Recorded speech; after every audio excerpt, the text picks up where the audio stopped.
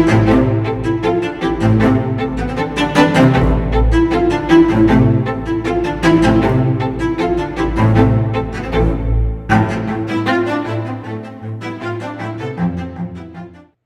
welcome to the first faction video for Blood and Bayonets. I'm going to do a kind of a faction specific thing explaining how each faction works and some of the options and how the actual units work and how they function in the game. What we have here is what I have on my British, which is not a huge amount, but I have enough to actually play a game. Is it optimized for just playing a British only force? Probably not. You might probably want to have another line unit, but it's definitely optimized for playing a force with where you add allies into it. So right here, what we have, let me show you, kind of zoom in on them. We have some 95th rifles in the front. We have, which is 8, which could go up to 12. They don't have any command or anything, but you can do that. You could give them a musician or an officer, which will give them benefits, and I'll explain that in a second, what those benefits are. Right here we have a unit of line, a full-size unit, 16 guys. If you notice, there's a drummer, a flag bearer, and an officer in the line, which also gives you benefits. So if you do that internally within units, that gives you benefits when you do things like, it allows you to re-roll resolve if you have a musician, a re-roll rally if you have a flag, and also with the officer, if you're British, every officer is slightly different from each country, but if you're British, if you do defensive fire or a defensive square, you don't gain a fatigue, which can be really pretty powerful. Off to the other flank here, we have a unit of 8 British light dragoons. They have an officer and a musician, which their officer functions differently than a line officer. Obviously, they don't form square or anything like that, but their musician actually gives them re-rolls for resolve tests. You could give them a flag bearer, but I don't have one in here. Moving to the other end of the line here, we have a unit of heavy dragoons. Heavy dragoons are heavy cavalry. They have an officer and a musician, same thing, they can re-roll resolves. It's a small unit. Cavalry units could go from 4 to 12 models. I would probably suggest at least 8. 6 can work. 4 is probably too small, but if you want to do that, you can do that. 12 is pretty big, but that might be your big, coup de grace hammer in the game. Coming a little forward to them, I have a flank company. So they are, the regular line skirmisher types. They don't have any command or anything like that. You could do that. They can also form into line and lose their skirmisher ability if you wanted to do that. That's a viable option. And then moving up here, we have the commander. And the way the command ranges work is all commanders are a generic 6-inch command range. But then they have 3 helpers and the commander. So 3 soldiers, 3 aides-de-camp, 3 musicians, whatever you want to do with the commander. The idea behind it is that you can pay for your command group, and then you pay points to mount him, which expands your command range by 1 inch. Put a flag bearer, another inch. Musician, another inch. You could put an aide-de-camp mounted, which could be 2 more inches. So in this scenario right here, his command range is 6 inches. It goes to 7 because he's mounted, 8 because he has a flag bearer. Now you pay points for this one way or another. So if you want to spend more points to make your commander have a bigger command range, that's up to you. You might not be necessary. You might want a smaller command range, save the points for somewhere else. The other reason I did that is for a modeling gaming. As a Napoleonic gamer, I like flags, I like drummers, I like buglers and fifers and all that kind of stuff. So if you wanted to have a Scottish commander with 3 bagpipers, you could do that, and then that would expand his range out. Or you could put your commander on foot. Normally, a colonel or higher in a napoleonic period would be mounted. A lot of them were mounted for ease of seeing them. So that being said, this is an overall kind of idea of what I have in my force. There's obviously other, this is what I have painted in my personal force. Let me go over what the actual, where I got the models from. The light dragoons are Perry Brothers plastics. The line is Perry Brothers plastics. That's one of the reasons I don't have another drummer, because in the box set they only came with one drummer. If I had multiples, I would have added another drummer to the commander. In the front, you have War Games Atlantic plastic 95th rifles. Over here, we have some more Perry Flank Company. They came in the same box as the line, so you could actually probably make another unit of 8 or 12 of these guys, so you can kind of get your army going. And then I have some Vitrix Heavy Dragoons, Peninsula Heavy Dragoons. And the officer himself is a 3D print that I 3D printed up from Piano War Games. Some of the other units that are available to the British, they have King Sherman Legion, which have special rules. Highlanders, which have special rules. They have, British Hussars. They have other types of cavalry. They also have the Brunswickers. So you could actually run a Brunswicker army if you wanted to. You could run an all British army without any Brits in it.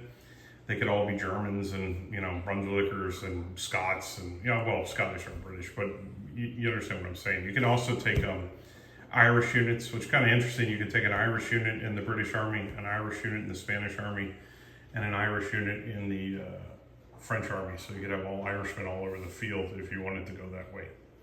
So what I'm going to do now is I'm going to put some photos up of each unit kind of close in and do a breakdown of exactly what they do and how they function, to give you guys some of the rules so you understand how the units work.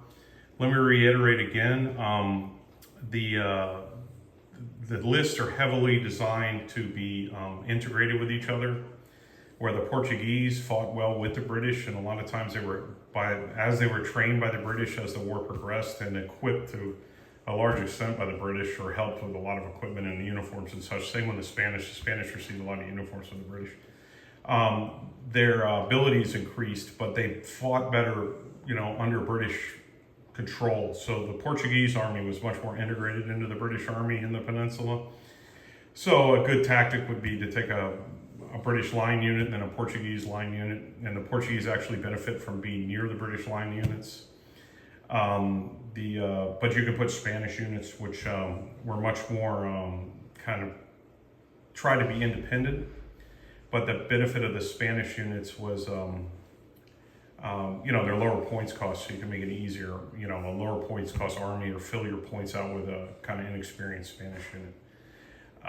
One thing I forgot to mention, Brits do have, access to grenadiers, so you can take a grenadier unit, which would buff your line units, which would make them more resilient on the battlefield. It buffs their resolve. Okay, so now I'm going to show some pictures of individual units and give you a breakdown of, everything we got here, and then a breakdown of overall all the units you can take. Thanks. What we have here is a British line unit, 16 figures, which is the max size. They can go from 8 to 16. Right now it's in line formation, which you have to have at least 8 miniatures or 8 figures in a line unit to even form a formation. So once you drop below 8 figures for any reason, casualties, well, that's the main reason, is going to be casualties. Anything less than 8 creates a unit that can only form loose formations, which inherently loose is not the end of the world. A loose formation, each miniature, they act kind of like as a clump of guys, a la Blood and Plunder, if anybody is familiar with Blood and Plunder. They have 360-degree arcs of fire. They can enter buildings, terrain, etc., but they are much more susceptible to being charged by cavalry. They no longer can form square. They can no longer receive the benefits of, the extra volley fire from being in formation. And that brings me to volley fire. So when a unit is in formation, they gain extra dice if they fire a full broadside. So in this example, you have 16 figures, 13 of which can fire a broadside. I mean, not a broadside, a volley fire. Sorry, I'm thinking of naval stuff. But 3 of them is your officer, your drummer, and your flag bearer. They do not have long arms. They don't have muskets. So the way this would work is you'd have 16-man units, so you qualify for a full for a full volley fire. I keep saying broadside. I don't know where this is coming from.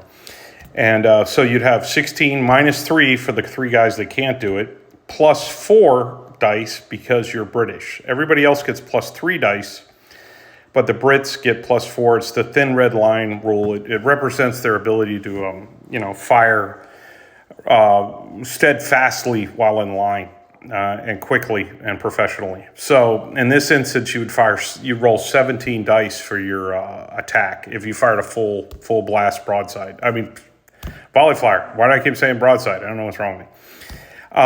That being said, if you could make a unit completely of just regular line guys, no officer, no drummer, no flag bearer, which you won't get the benefits from that. But that being said, you would fire 16 plus 4, 20 dice. You'd roll 20 dice in a big volley.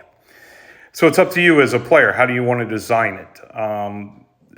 You do get benefits from having a drummer. If you have a drummer in your unit, in the actual unit, it allows you to re-roll 1 failed resolve test every time you have to roll resolve, which can be really, really powerful. If you have an officer in a unit for the British, whenever you do defensive fire, or try to form a defensive square, which is like an out of action. You're reacting to your opponent. You do not gain a fatigue, where normally other nationalities do gain a fatigue, which can be really important not to build that extra fatigue.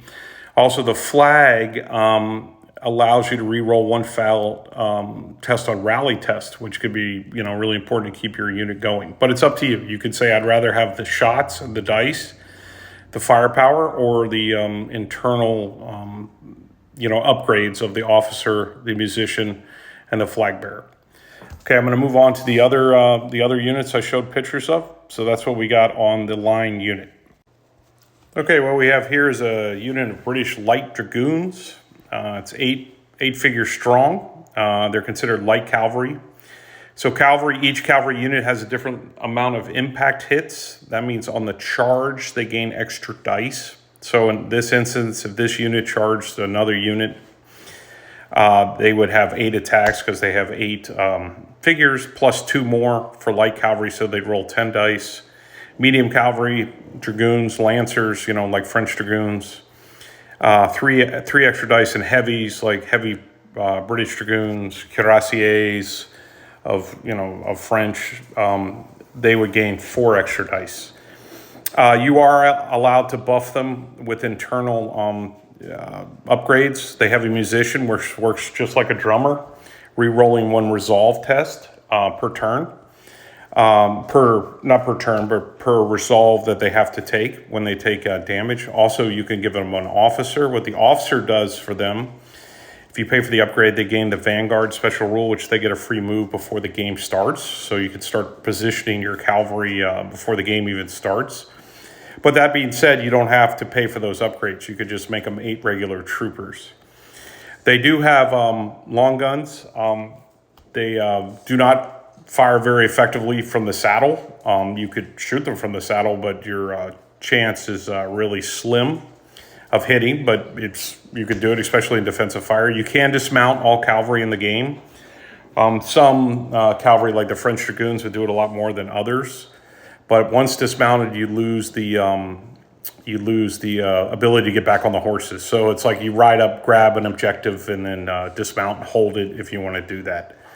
One other thing about cavalry, if they run down units that are in loose or skirmish formation, they gain an extra 3 impact hits or 3 attacks, extra 3 dice. Also, they're charging a unit in square with light cavalry is probably not going to work.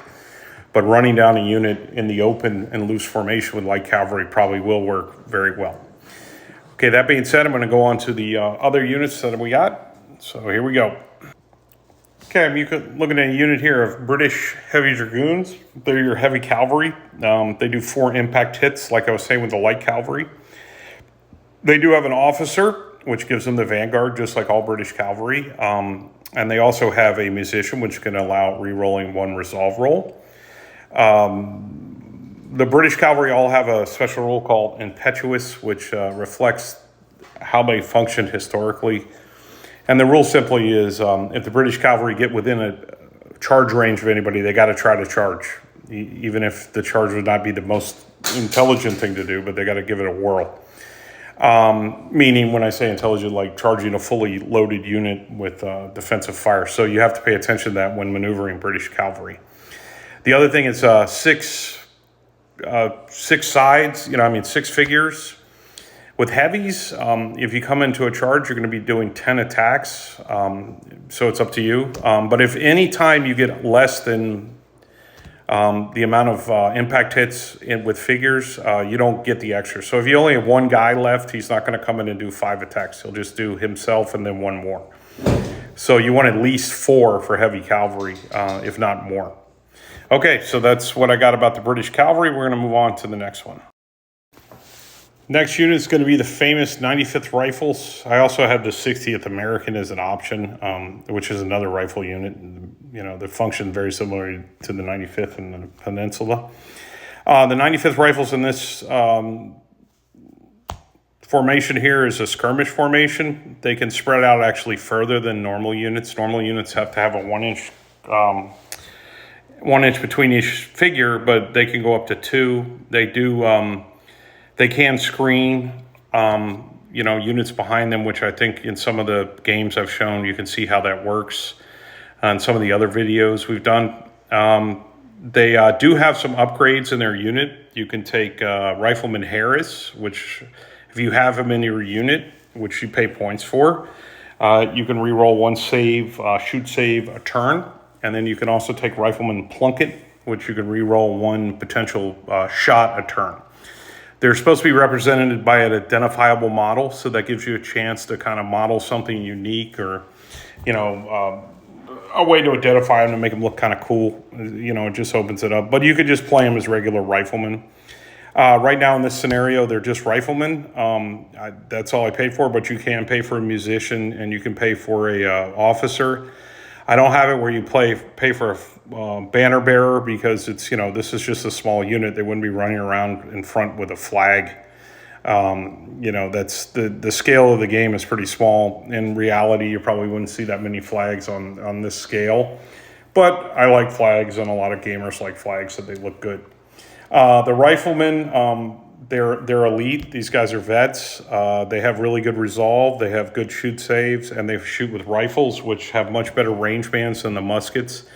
In Blood and Bayonets, the muskets have every 4 inches. It gets harder to hit, where the rifles, it's every 8 inches like a cannon.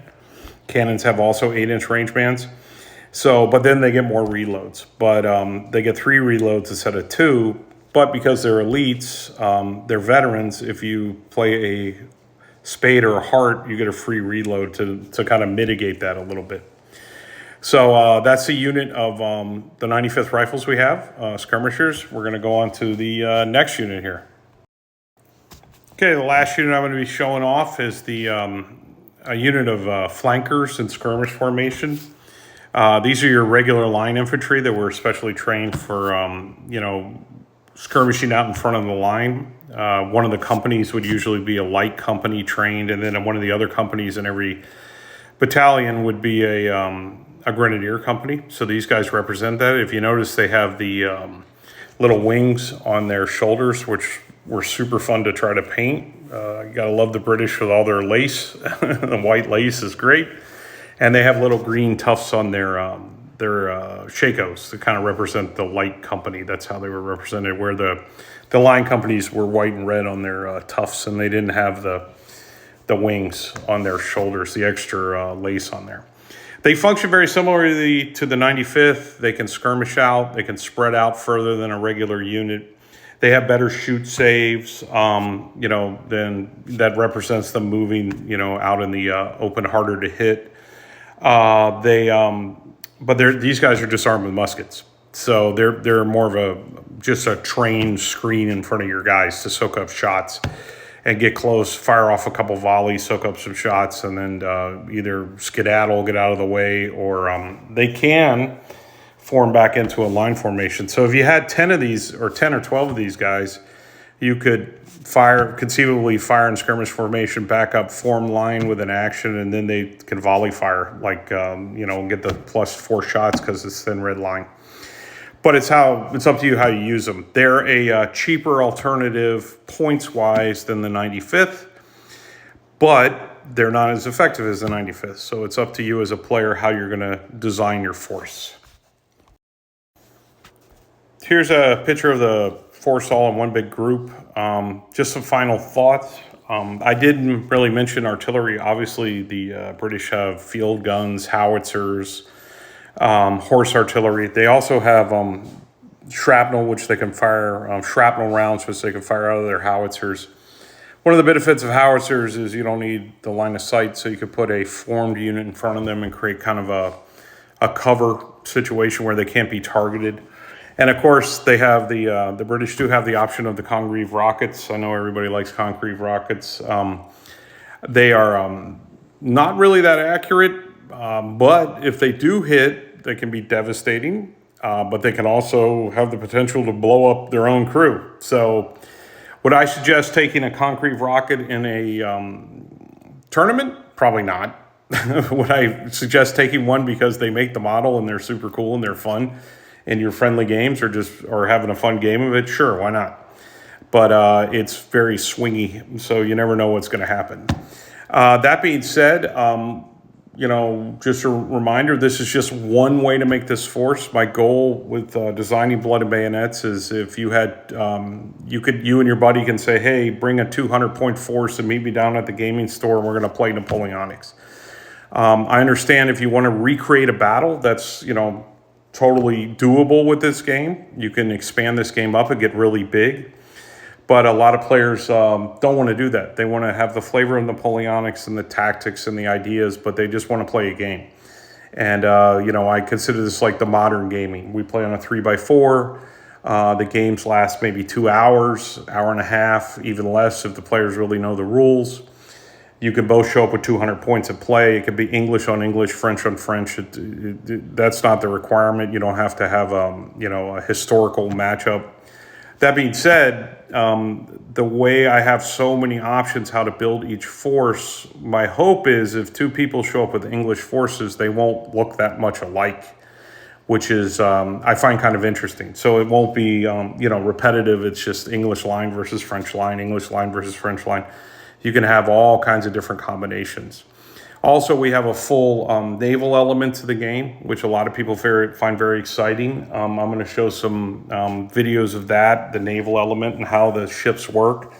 Like Blood and Plunder, the naval element and amphibious element are seamless. I'm planning on doing an amphibious scenario at Recon in Orlando, which is a convention coming up soon, where the British are going to be sailing in with a ship with a bunch of guerrillas on board with Cochrane in charge, who's a special character. And the guerrillas get off with some of the Marines and they go raid into the town and the French try to stop them. They did that all along the coast of Spain, especially up in Catalonia and around Barcelona. That was done prevalently. And Cochrane was known for that, carrying Spanish guerrillas with him. That being said, my plan is to do similar videos like this on the French faction and the Spanish faction and the Portuguese faction, and then get into some of the naval stuff. Unfortunately, I do not have a ton of naval miniatures painted up. I do have British, but for some reason there's a gap in miniature manufacturing for just Spanish sailors, French sailors, Spanish Marines, French Marines. When you look up French Marines, you get French Marines of the Guard, which were in Napoleon's Guard, which fought on land. They were designed to help, with the crossing invasion of England, which never happened. And then they stayed with the Guard and they fought on land the whole time. So those don't really represent the Marines on naval ships. But yelling, pulling, cajoling, trying to get people to make, you know, at least 3D STLs of it. Maybe eventually Firelock will actually make STLs of, you know, French sailors, Spanish Marines, French Marines to kind of alleviate that a little bit. Right now, Perry does make metal British Marines and British sailors and stuff, although you can use some of the Blood and Plunder models that work for the sailors and stuff. That being said, I hope you enjoyed the video. Please reach out if you have any questions or any comments. I'm trying to be as transparent as possible, let as people know what the game is and how it works. Thanks for your time. Thanks for watching the video. Appreciate it. Check it out.